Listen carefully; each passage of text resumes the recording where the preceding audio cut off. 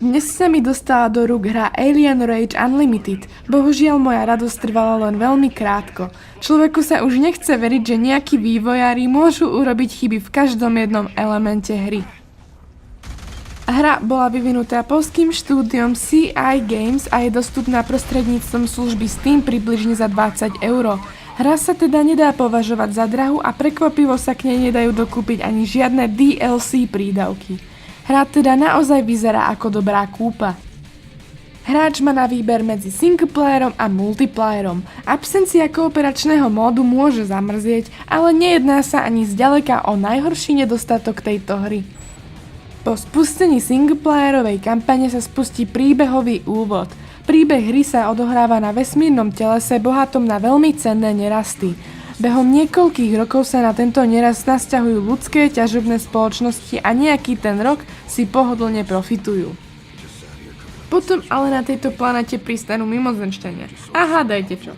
Mimozemšťania majú rovnaký záujem o tento nerast.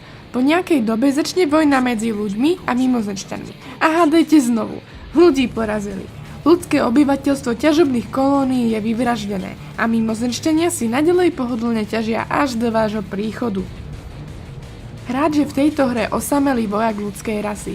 Je k zamysleniu, prečo ľudstvo ako odvetný tím vyšle jediného človeka. Ale aj tak, vaša úloha je jednoduchá. Zbierať informácie o vojne s mimozemšťanmi a zabiť všetko, čomu svietia oči alebo niektorá časť výzbroje.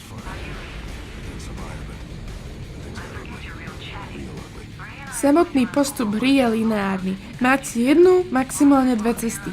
Prejdete dverami a zaútočí na vás skupinka nepriateľov. Nepriateľov zabijete. Pričíta sa vám skoro a prechádzate ďalšími dverami za ďalšími nepriateľmi. Čas od času stretnete nepriateľov, ktorí nejdú tak ľahko zabiť a to je celé. Originálna hrateľnosť, ale príbeh tu nehľadajte. Pri prechode ťažebnou stanicou sa dostávate na prvý pohľad do nádherného prostredia, čo nás dostáva ku grafickej stránke hry. Hra je na prvý pohľad nádherná. Hráčovi je až ľúto, že takto nevypadá konkurenčný Colonial Marines. Približne po hodine hrania hráč narazí na zásadný problém tejto hry. Hra je neuveriteľne presvetlená. Ak pri hrách neberiete upozornenie na prestávku vážne, u tejto hry ju vážne berte. Svetlá, monitory, záblesky zbraní, výstroj mimozemšťanov a v neposlednej rade nemôžete stlmiť úroveň gamma pod únosnú hranicu. Táto hra sa nesnaží skrývať útok na váš zrakový nerv. Naviac, pokiaľ sa vyhnete oslepujúcim svetlám, prídete na neostré textúry a bugujúce sa tela nepriateľov.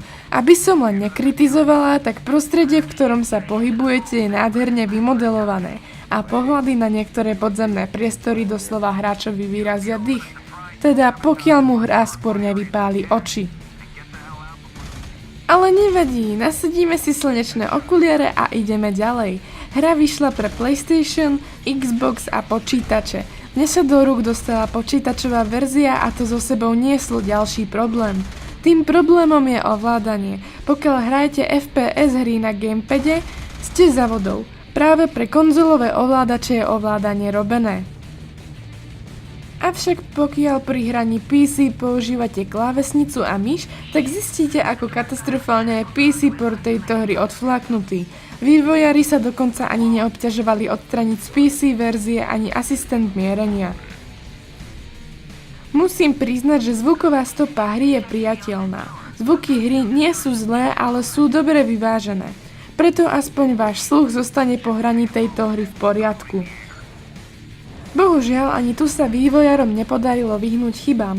Chcete určiť polohu nepriateľov podľa zvuku ich zbraní? Smola. Zbrane nepriateľov od určitej vzdialenosti nie sú vôbec počuť. A než namietnete, že sa jedná o odstreľovačov, tak hovorím o niekoľkých metroch.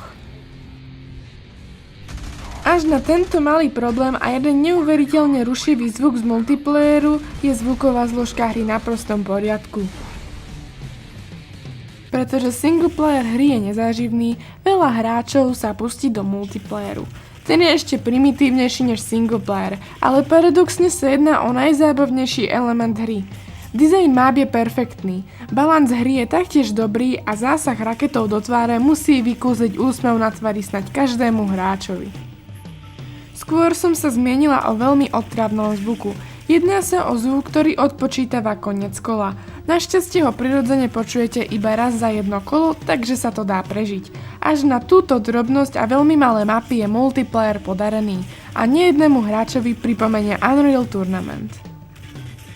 Nebudeme chodiť okolo horkej kaše. Hra Alien Rage Unlimited je hra zo starej školy s viacerými chybami a nedostatkami. Sme si istí, že po pár pečoch by sa mohlo jednať o mnohohodinovú zábavu, ale do tej doby radšej ruky a hlavne oči preč. Pozitívne by hra mohla zapôsobiť iba na fanúšikov Alien série, ktorí sú frustrovaní stavom Colonial Marines a fanúšikov old school hrateľnosti.